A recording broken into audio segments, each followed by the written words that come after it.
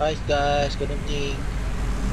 Tayo na ipanan na naman ang uwian mga Lodi. Ride safe po sa ating lahat sa mga papasok at pauwi pa lang mga idol. At dito nga, binabaybay na namin ang mga bahan na pathway going to tayo sa kaya tamang chill at tayo ka mga idol.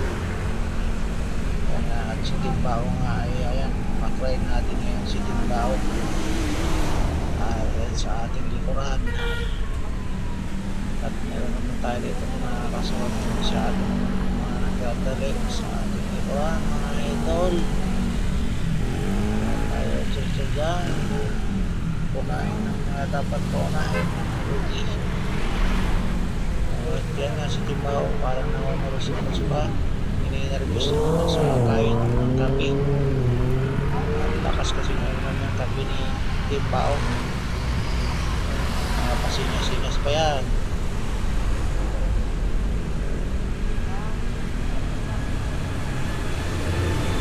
Ride safe mga idol.